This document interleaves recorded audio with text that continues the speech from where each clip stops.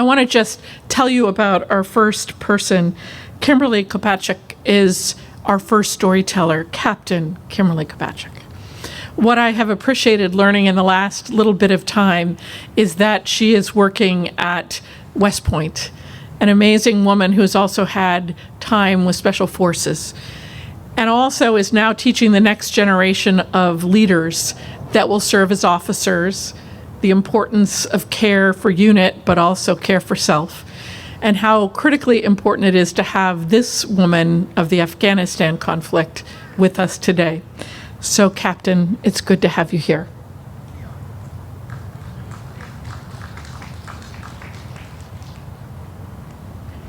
A little shorter? Okay, hi.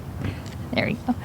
Hi, good morning to all the distinguished guests, families, friends, veterans, brothers and sisters in arms and in citizenship. Hi, I'm Captain Kimberly Kopack, and as said, I am an instructor at West Point, the United States Military Academy.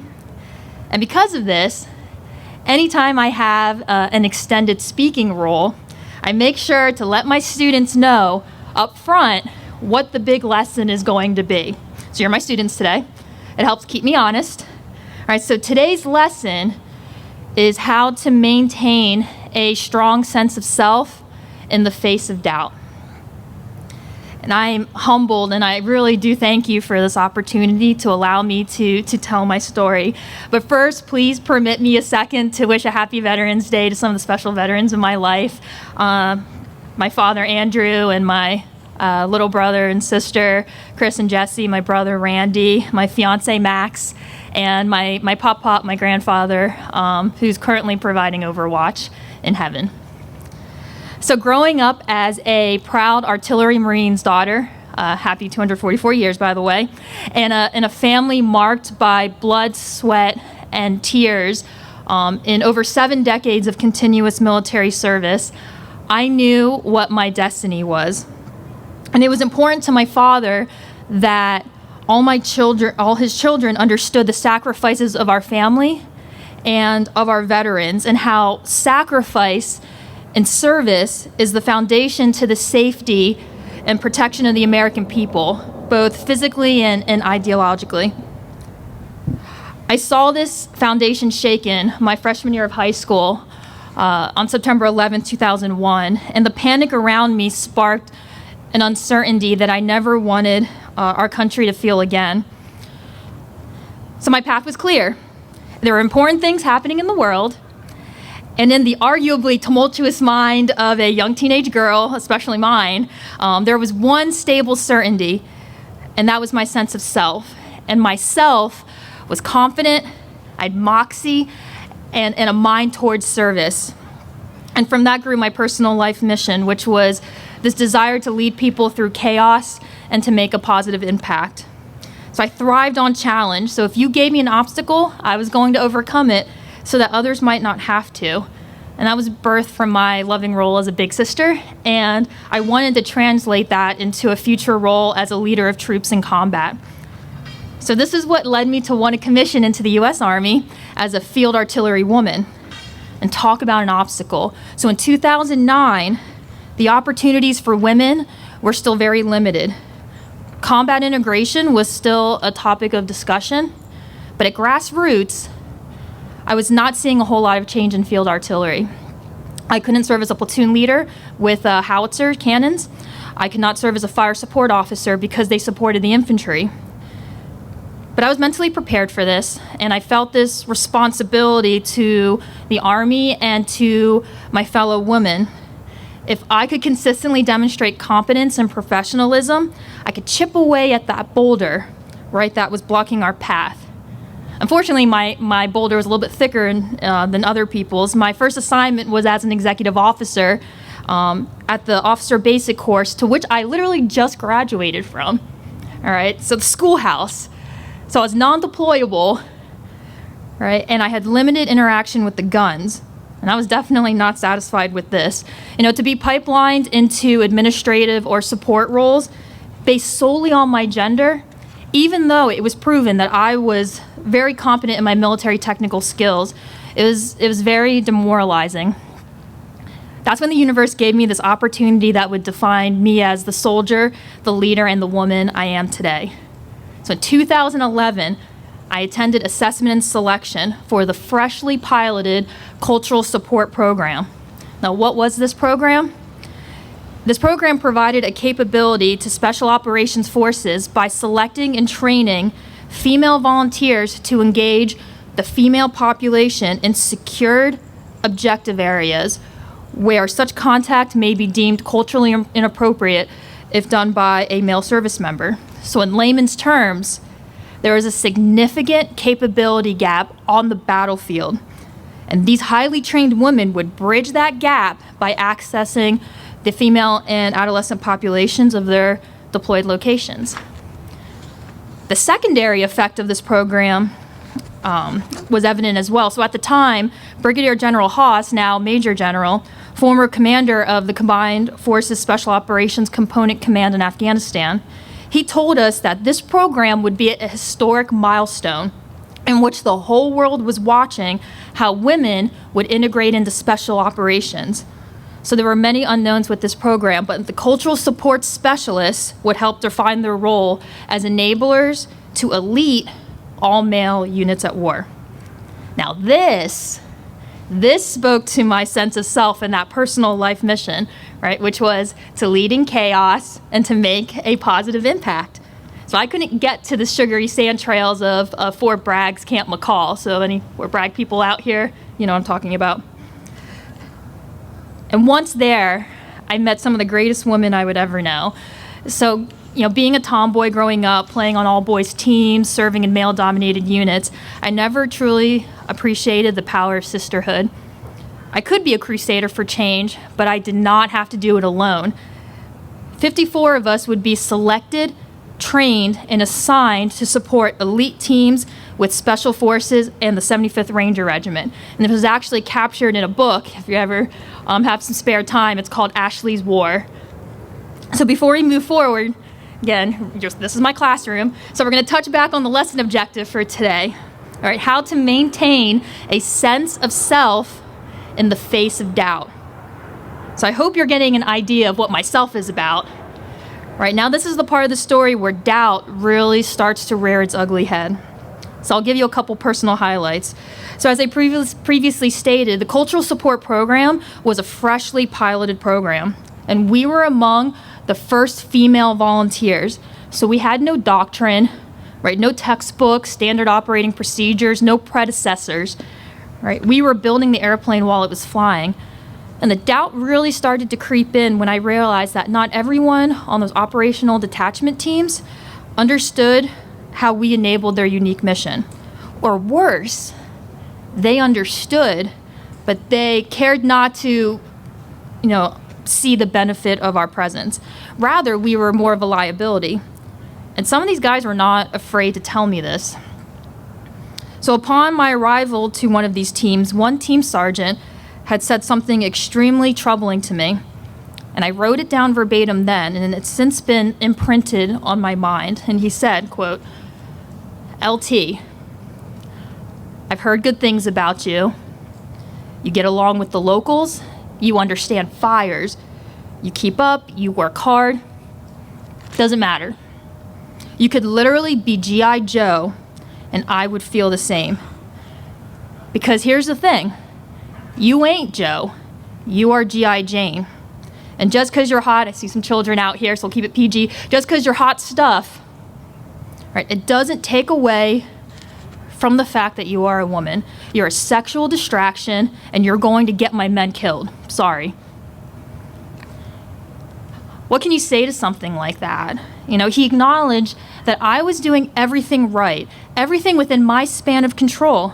But it was the one thing that was beyond my span of control, right? It was the very essence of me, my gender, my womanhood, that he had a problem with. That was not so great. And then being in field artillery and around boys my whole life, I knew that some people confined us to certain gender roles. And I always in the back of my head knew, but this conversation was like he took those 2 decades worth of looks and mutterings, he balled them up, and he punched me in the face with it. So what could I say? So in the most composed way I could, I responded with, well, I'm here, and important people wanted me here, and there's nothing you or I could do about it. I can't guarantee what's going on in your guys' minds. But what I can guarantee is that whatever is in their head will remain in imagination, because I am not here to increase morale. So going back to my tent after that was one of the worst moments in my life. His doubt became that catalyst for my own self-doubt. So since school, I've always been marked with success in leading my peers, and boys never really intimidated me. But this conversation cascaded me into numerous internal questions. Was my success based off my merit, or was it based on my gender? Did they feel sorry for me? Was I a token? Was I eye candy? What did this mean for my future as a battery commander? Am I really going to get someone killed for a selfish agenda? Are the things I'm doing in Afghanistan worth the risk of others? And while this was a poignant moment in this journey, there were other experiences that continued to degrade my formerly strong sense of self. Things like, said to me that you're the combat sandwich team, right? The locals want to buy you for some sheep and chickens. That seems like a fair trade. Oh, the Pink Berets are with us. We will let you know when the grown-ups want you to chime in. Now, I should have prefaced this with not all of the Green Berets or the SEALs I worked with or the teams were like this. Many were mature and professional, and we worked very well together, but it is human nature to hone in on those negative experiences. And those negative experiences really started to define me internally. Truth be told, I was frightened. There I was in Afghanistan, a dangerous, non-permissive environment. To my front was the Taliban, my enemy. However, to my six were guys that I needed to trust and rely on, teammates. And they did not want me there. Or if they did, it was for humiliating reasons. I will never forget deliberately patrolling towards a potential ambush, only to feel someone breathing on the back of my neck, followed by the comment, "Why do you smell so good?" Then there was a day where everything changed, and I realized I was failing as a leader in chaos, one half of my personal mission. My partner, Specialist Barbara Kaiser, was experiencing something similar, but it finally came to a head for her, and she was my one ally out there. And in my personal loss of self, I realized I was not doing anything to help squelch her loss. I was the cultural support team leader. I was the officer. I have a duty towards my soldiers to keep them strong, because together we have a duty towards our mission and our country, no matter what the personal dynamics of those teams were. So that day, I found a small hill. I climbed it. I sat on a rock and scribbled out this note, which I still have with me, and I carry in my notebooks to this day. Let me open this up so I'm not lying to you. So there it is. And it says, "Remember who you are, Kim Kopack." Again, PG out here, right? Still kids? Okay. "Remember who you are, Kim Kopack. You don't take spit." Underline. "But you will give them hell. Rinse and repeat." Oh, thank you. That is the day that cemented the leader and the woman I am today. And I realized I was always that leader and woman, but I let a handful of people who barely knew me make me think it was a lifetime-long facade. So I compare it to the story of the three little pigs. All right, I let myself think that my house was built on straw and built with the gracious permission of others. They allowed me to have success in life and in the Army.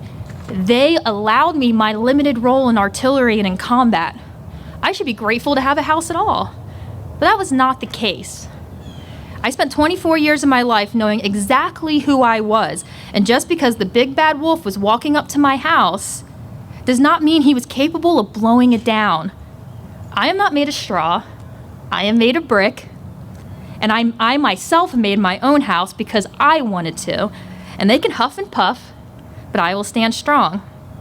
I have to, so that I could fulfill my personal mission. And I have that immediate responsibility to my soldiers, like Specialist Kaiser, and the higher responsibility to help affect policy change in the Army.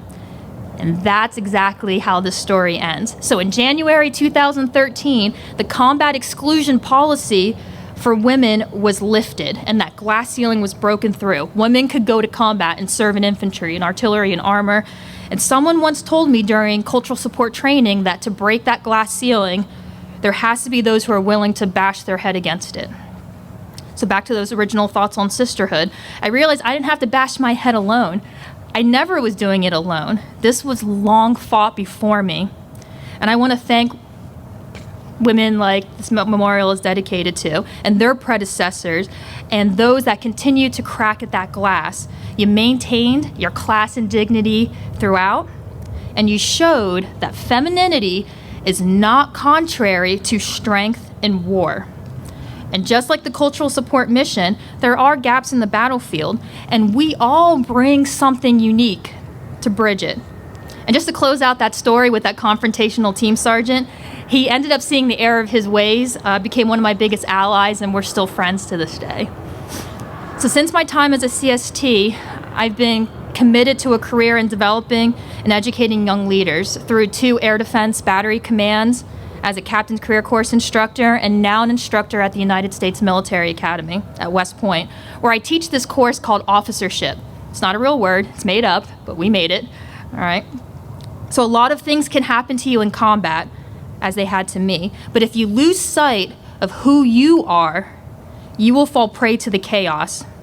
And through my classroom and in my experience, I am now dedicated to helping young leaders truly internalize that thought, especially given the increasingly complex world they're commissioning into. And as they leave the classroom to enter this world, they understand that in defense of our Constitution and the inalienable rights of the American people, we are going to sacrifice many of our own. And that is why, despite any political atmosphere, we have the trust of the American people to serve as their ambassadors. Character, competence, and commitment is the heart of what makes a soldier so special. And none of this is specific to any race, religion, color, sexual orientation, or gender. We are rooted in the American people, and the American people make this country great. Ipso facto, that means that we make the Army great. And I wish someone would have told me that as a young cadet or a young lieutenant. So in this story, it was clear that I had commitment. It was acknowledged that I was quite competent, and the question really was, did I have that strength of character to overcome all those personal obstacles, that doubt? And I did, because of my sisters in arms, who reminded me of who I was. And those CST sisters, they are the best women I have ever known, and they have inspired myself and ranks of women and leaders who have followed, especially our 2 CST angels in heaven, Lieutenant Ashley White and Captain Jennifer Moreno. I would like to dedicate this last portion of my speech to them. So through my personal journey, I learned the hard lesson of how to maintain that strong sense of self in the face of doubt. If you find yourself going down that path, all right, find a small hill, go sit down, take out a piece of paper, right, and write down, remember who you are. You do not take spit, but you will give them hell. Rinse and repeat. Go Army, beat Navy. Thank you very much.